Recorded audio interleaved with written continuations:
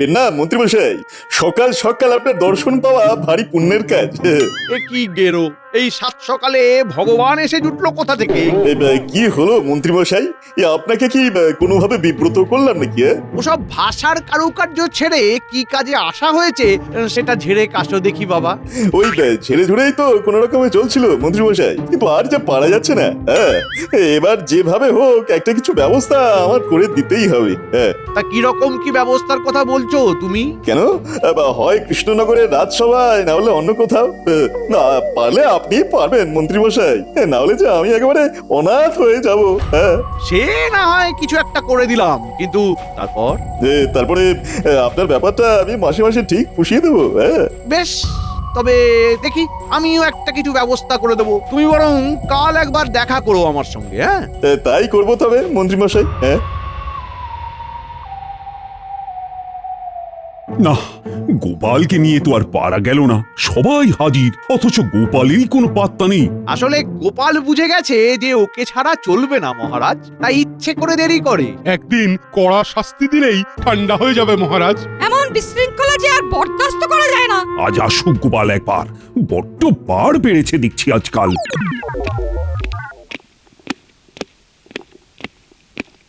প্রণাম মহারাজ। শুভ সম্ভাষণ পরে হবে, আগে বলো দেখি তোমার প্রতিদিন দেরি করে আসার কারণটা কি? কারণ আর কি বলি মহারাজ, এখন চাষবাসের সময়, যা একটু জমি জায়গায় আছে সেটা দেখতে হয়, তাই দেরি হয়ে গেল।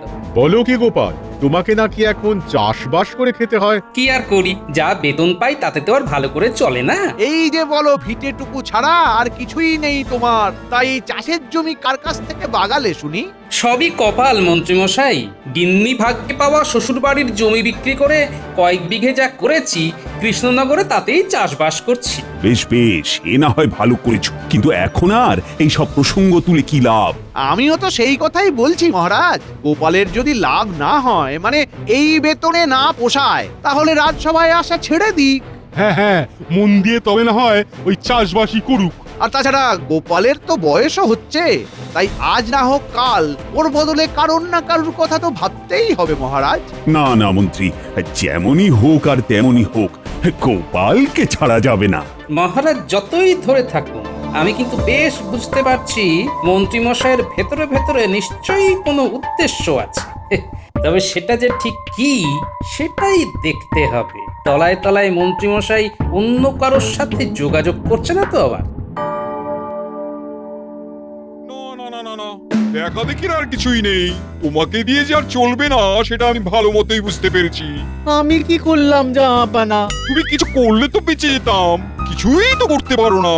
আমি তো আপনার মুশকিল আসান জাহাপানা। সে ছিল কোনো এক কালে, এখন তুমি নিজেই সাক্ষাৎ মুশকিল।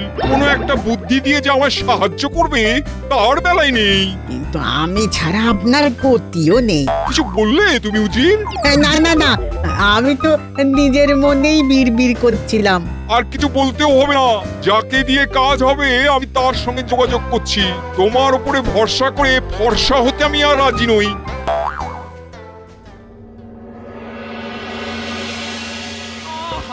খেটে খেটে কি অবস্থা হয়েছে তোমার?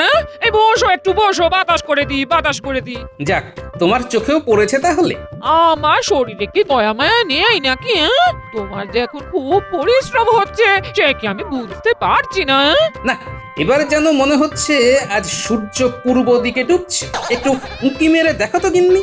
আবার আবার রসিকতা করছো তো? সাধে কি মাথা গরম হয় আমার?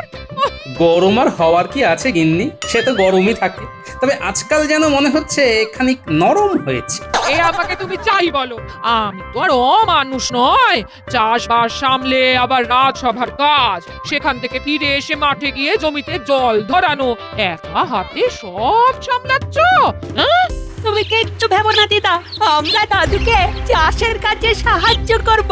ছোট হলে কি হবে, আমরা কিন্তু দারুণ কাজের। দরকার পড়লে আমিও হাত লাগাবো দাদু। ব্যাস ব্যাস ব্যাস, এই তো তোমার বাচ্চা বাহিনী এসে গেছে।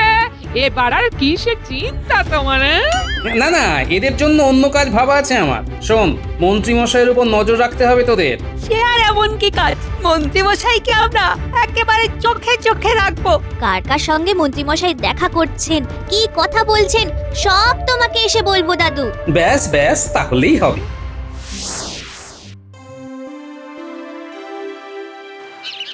খুব কম সময়ে নবাবের চিঠিখানা এসেছে। এবার মনে হচ্ছে ভগবানের একটা হিল্লে হয়ে যাবে। আমি এসে গেছি মন্ত্রীমশাই, এসে গেছি।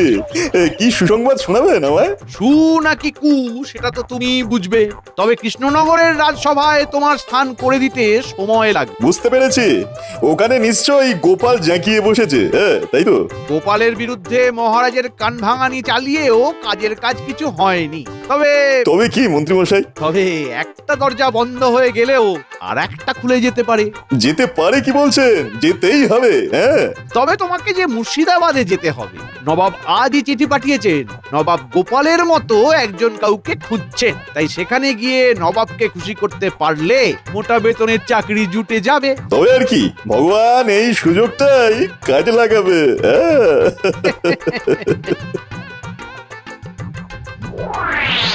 যাই, টুকটুক করে গিয়ে চাষের কাজ দেখে আসি আগে, তারপরে না হয় রাজসভার দিকে যাওয়া যাবে। এই তো গোপাল দাদুকে রাস্তাতেই পেয়ে গেছি। দাদু, দাঁড়াও দাঁড়াও, তোমার জন্য গরম গরম খবর আছে। মনে হচ্ছে মন্ত্রী মশাইয়ের ব্যাপারে কিছু বলবি। ঠিক ধরেছো, আমরা নিজের চোখে দেখেছি ভগবান দাদা মন্ত্রীমশাইয়ের সঙ্গে দেখা করছে। তাই নাকি? তার মানে এবার এমন কিছু একটা ঘটনা ঘটবে যার জন্য আমাকে সজাগ থাকতে হবে। যাক গোপাল দাদা, তোমাকে হাতের কাছেই পেয়ে গেলাম। সে তো না হয় গেলে, কিন্তু হঠাৎ আমার খোঁজ কেন? আসলে আমরা জানতে চাইছিলাম মুর্শিদাবাদ থেকে সারের গাড়ি কবে ঢুকবে। ভাবনাটা যে একেবারে আমারও হচ্ছে না তা নয়, এবারে সার পাঠাতে নবাব দেরি করছে কেন কে জানে। আসছে না, আসছে না, কিছুতেই মাথায় আসছে না। না না, আমি কিছু ভেবে উঠতে পারছি না। আপনি অতটা অধৈর্য হবেন না জাহাপানা। আপনি একা নন, আমিও তো ভাবছি আপনার সঙ্গে। তাতে হচ্ছেটা কি? ভেবে ভেবে কোনো একটা উপায় বের করতে পেরেছো এতক্ষণে? আগে যাবো না, আমি ভগবান। কৃষ্ণনগরের মন্ত্রীমশাই আমাকে আপনার কাছে পাঠিয়েছেন। আচ্ছা, তবে তুমি? হ্যাঁ যাবো না, আমি আপনার পরামর্শদাতার কাজ করতে পারবো। যাও যাও, আমি থাকতে হুজুরের কাউকে দরকার নেই। পালাও এখান থেকে। না না না না না, এসে যখন পড়েছো তখন সহজে তোমায় আমি ছাড়ছি না।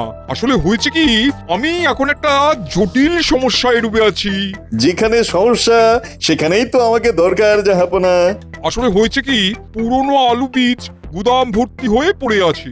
আগের বার চাষিরা বর্ধমান থেকে আলুর বীজ নিয়েছিল, এদিকে এখন কৃষ্ণনগরের চাষিরা সার নেবে বলে তাগাদা করছে। কিন্তু সার দিয়ে দিলে আলু বীজের কি হবে? তাই আপনি এমন কিছু করতে চাইছেন যাতে আপনার সার বিক্রি হয়, তার সাথে এই বর্ধমানের আলু বীজ বিক্রির রাস্তাটা বন্ধ করা যায়। একদম তাই, একদম তাই। খুব সহজ ব্যাপার। হুজুর, আপনি বরং এখন সপ্তাহ দুয়েক এক বস্তা সারের সঙ্গে 2 বস্তা আলুর বীজ বিনামূল্যে দিয়ে দিন।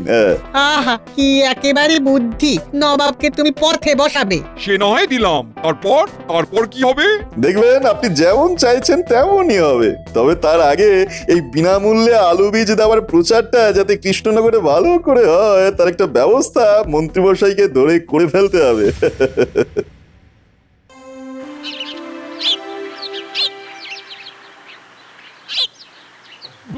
ব্যাপার কি মন্ত্রী? হ্যাঁ, আজ যেন ভয়ানক উত্তেজিত দেখাচ্ছে তোমাকে। সেটা খানিকটা ঠিকই ধরেছেন মহারাজ। আসলে হয়েছে কি, এতদিনে প্রজাদের জন্য একটা ভালো কিছু ব্যবস্থা করতে পেরে মনটা নিজের যে উঠছে। ও মা, মন্ত্রী মশাইয়ের মন নাচে যখন তখন। কিন্তু সেই ভালো ব্যাপারটা কি? খুব শুনতে ইচ্ছে করছে যে। বলছি আসলে হয়েছে কি, নবাবের সাথে কথাবার্তা বলে প্রজাদের জন্য সারের সঙ্গে বিনামূল্যে আলু বীজেরও ব্যবস্থা করেছি আমি। ব্যাপারটা অনেকটা ঘোড়া ডিঙিয়ে ঘাস খাওয়ার মতো হলো না? শোনো, মন্ত্রী হিসাবে আমারও কিছু ক্ষমতা আছে, আর সেটার ব্যবহার করেই আমি মহারাজকে চমকটা দিলাম। সত্যি সত্যি আমি চমকে গেলাম বটে মন্ত্রী। এটা তো খুবই ভালো খবর। কিন্তু এত ভালো নয় যে মহারাজ। ব্যাস অমনি গোপাল কুটুম কাটুম শুরু করে দিল। এ তোমার কেমন কথা গোপাল? মন্ত্রী ভালো কাজ করলে তার প্রশংসা তো করতেই হবে। না না মন্ত্রী, তুমি এখনই খবরটা প্রজাদের কানে পৌঁছে দেওয়ার ব্যবস্থা করো। শোনো শোনো শোনো, প্রজাদের জন্যে খুশির খবর। আগামীকাল থেকেই মুর্শিদাবাদ থেকে আসা কৃষি সার ন্যায্য মূল্য দিয়ে প্রজারা ক্রয় করতে পারবে, আর তার সাথেই বিনামূল্যে আলু বীজও সংগ্রহ করতে পারবে। এই সুযোগ বারবার আসে না, তাই হাতছাড়া করবেন না। এই সুযোগ শুধু 15 দিনের জন্য। শোনো শোনো শোনো। ওহ, এ তো দারুণ খবর। সারের সঙ্গে আলু বীজ একেবারে বিনামূল্যে। বাবা বাবা, নবাব তো তাহলে আচ্ছা ছাড়ের বন্দোবস্ত করেছেন। না, একটু দেরি হলো বটে, তবে খুব ভালো হলো। চলো আজ থেকে গিয়ে কৃষি ভান্ডারে ভিড় জমাই। যত যাই করো, তবে একটা কথা মাথায় রেখো, বিনামূল্যে কোনো কিছুই ভালো নয় কিন্তু। তার মানে তুমি কি বলতে চাইছো গোপাল দাদা? মানে আর কি, আমার মন বলছে শুধু সারের নয়, এই বীজের মূল্য তোমাদের চোকাতে হবে। সে কি, এ আবার কেমন কথা? এটা তুমি ঠিক বলছো না গোপাল দাদা। কথা যেমনই হোক, পরে যাতে ব্যথা না পাও তাই সাবধান করে দিলাম। সবাই এই সুযোগ নিলেও আমি কিন্তু নেব না। না না, আমরা কিন্তু এই সুযোগ ছাড়তে পারবো না। না, ছাড়তে না চাইলে ছেড়ো না, তবে এটাও শুনে রাখো, আমার সাবধান করার কাজ আমি করেছি, বাকিটা তোমরা যথাসময়ে টের পাবে।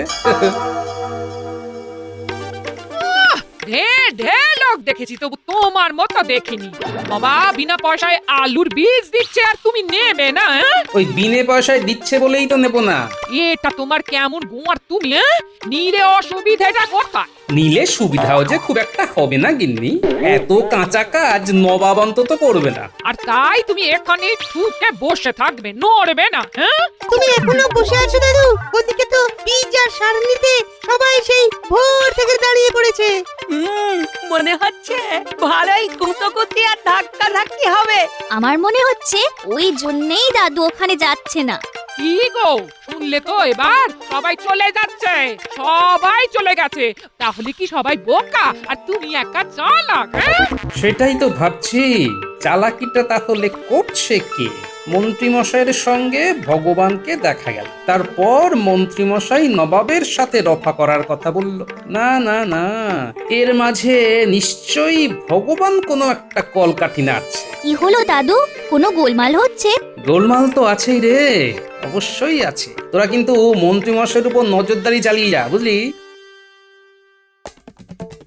ওদিকে খবর কি উজির? তোমার হিসেব কি বলছে? মজুত করা আলু বীজ বেশ অনেকটাই হালকা হয়ে গেছে জাহাপানা, তবে বীজ বাবদ একখানা করিও আমদানি হয়নি। এবার হবে জাহাপনা। সে তো তুমি সেই কবে থেকেই বলে যাচ্ছ, কিন্তু হচ্ছে আর কই? এক বস্তা করে সারে কি আর চাষ হবে জাহাপনা? তার মানে সার আরো কিনতে হবে, আর এবার শুধু সার কিনতে হবে, আলুর বীজ আর পাবে না। তাতে আর ওদেরই বা কি হবে, আর নবাবেরই বা কি হবে? হবে হবে, এবারে যে সারের দাম দ্বিগুণ করে দিতে হবে। বলতে হবে সারের দাম হঠাৎ বেড়ে গেছে, আমদানি নেই, আসলে বীজের দামটা এবারে সারের উপরে চাপিয়ে দিতে হবে। আর এখন সার চাষিদের কিনতেই হবে, আর নতুন করে কোথাও থেকে বীজও কিনতে পারবে না, কারণ বীজ নেওয়া হয়ে গেছে। অল্প যা লাগবে সেটা আমার কাছ থেকেই নিতে হবে, না হলে দু রকম বীজ হয়ে যাবে। তোফা তোফা বুদ্ধি তোমার ভগবান, তোফা। তাহলে বীজের দামও উঠে আছে কিনা বলুন জাহাপনা? না না না না না, আমার কিছুই বলার নেই। আমার এখন একটাই কাম, আর সেটা হলো তোমাকে ইনাম দেওয়া।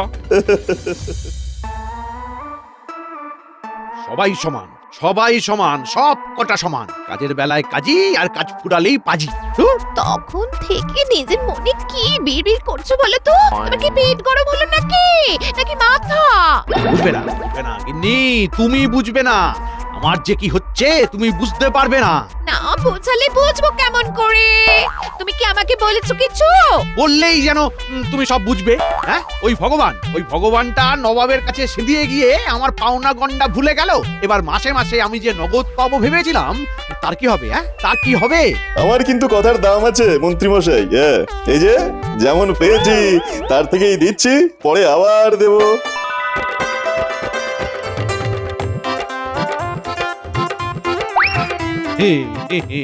না না না না, আমি তো জানতাম যে আর যে যাই করুক ভগবান আমাকে ঠকাবে না। ও মা, এক্ষুনি তো তুমি অন্য কথা বলছিলে। ভালো বাঁচা তো।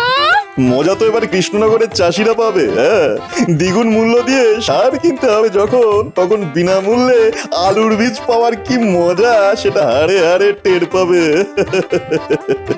এতক্ষণে বোধ হয় নবাবের লোকেরা কৃষি ভান্ডারে এসে সুখবরটা দিয়ে দিয়েছে।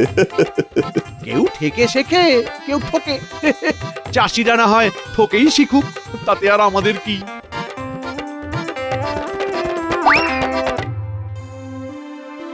চললাম গিন্নি, চাষের জমিখানা কেমন তৈরি হয়েছে দেখতে চললাম। দেখে আর কি হবে? বীজ তো নেই যে চাষ করবে, আর সারও নেই জমিতে ছড়াবে। চিন্তা করো না গিন্নি, যোগাযোগ থাকলে সবই জোগাড় হয়ে যাবে। কিন্তু এখন আমাদের কি হবে গোপাল দাদা? আরে আরে, সবাই যে একেবারে দল বেঁধে চলে এসেছো, ব্যাপারটা কি? হ্যাঁ, তুমি যা বলেছিলে তা একেবারে অক্ষরে অক্ষরে মিলে গেছে। সারের দাম দ্বিগুণ হয়ে গেছে। এটা তো পয়সা দিয়ে আলু বীজ কেনার সমানই হলো। তুমি একটা কিছু করো গোপাল দাদা। এবার কেন? বেশ তো ঘি খেয়েছো, এবার ঢেকুর তোলো। তোরাও এসে গেছিস? আয় আয় আয়, তা ওদিকের খবর কি? আচ্ছা, তাহলে ব্যাপারটা তলায় তলায় এইভাবে চলছে। কিন্তু আমাদের কি করে চলবে গোপাল দাদা? আমাদের কথা কি তুমি একটুও ভাববে না? ভাববো না বললেও তো আর হাত গুটিয়ে বসে থাকতে পারবো না। শোনো, তোমাদেরও হাত চালাতে হবে।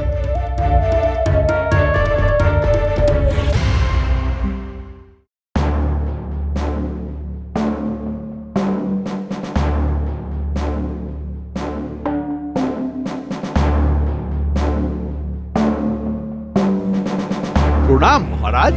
তবে আজ যেন আপনাকে কেমন চিন্তিত দেখাচ্ছে। চিন্তা হবে না?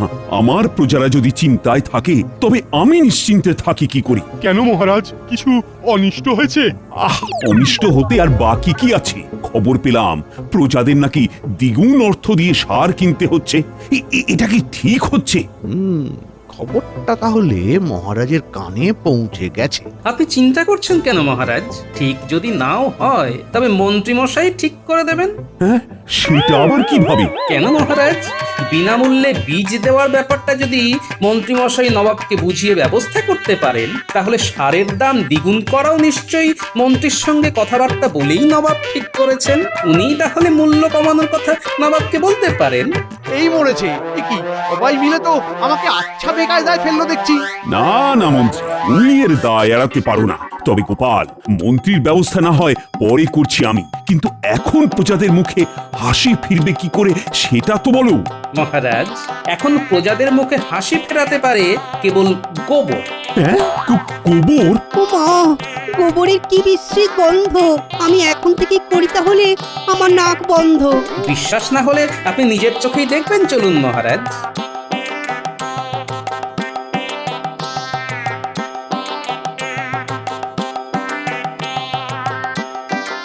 গর্তটা বেশ অনেকটাই কাটা হয়েছে। নে, এবার গোবর এনে ফেলে যা। ওহো, গোপাল দাদা আচ্ছা একখানা বুদ্ধি দিয়েছে বটে। তবে মিলেমিশে কাজ করলে আমাদের মুখে হাসি ফুটবেই ফুটবে। আসুন মহারাজ, একটু দেখে শুনে গোবর বাঁচিয়ে আসুন।